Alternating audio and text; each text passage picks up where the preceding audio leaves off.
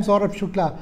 The big news story is that Ajit Doval, Prime Minister Narendra Modi's National Security Advisor, is now at the rank of a cabinet minister. Ajit Doval has got a 5-year term now, and he will be a part of the Union Cabinet as well. Ajit Doval has played a key role, be it in surgical strikes, or be it in the strikes at Balakot, and has been instrumental in making sure that India's security establishment and also India's action against terrorism is coordinated. Has been a director of Intelligence Bureau.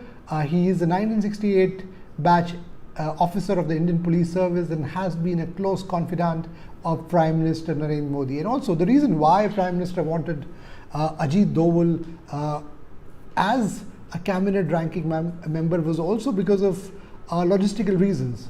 Besides the fact that it is in recognition of the work, the tremendous work that Mr. Doval has done, and undoubtedly he's one of the best, if you ask me, on the security establishment. He knows both internal security, he's coordinated external security as well. Somebody who has actually stayed undercover in Pakistan as well, and is a very practical person. He was also India's interlocutor when it came to boundary talks with China.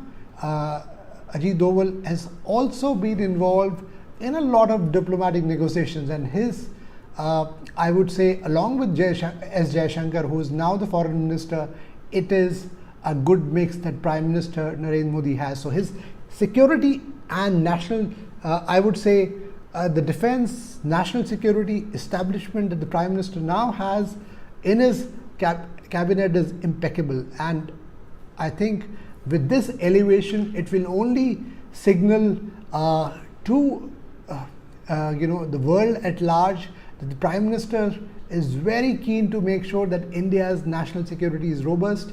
He's also keen to make sure that there is coordination, and Mr. Doval's ability lies in making sure there is coordination between the intelligence agencies, between the defense forces. He has a very good rapport when it comes to the service chiefs. So it really works very well, and if you ask me, globally, say especially in the US, for instance, the national security advisors are the key interlocutors, the key confidants of the head of states. And for instance, in the US, the national security advisor is a cabinet ranking position as well. And now that Mr. Doval has got a 5-year term and a cabinet ranking position, it really gets him at par.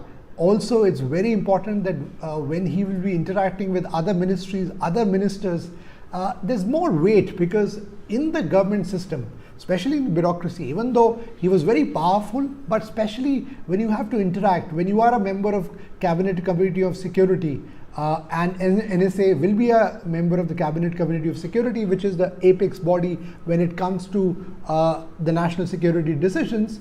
Mr. Doval used to be a part earlier, but now he will be a formal member as well. So that's a big distinction that you have to make, but it's a very good decision.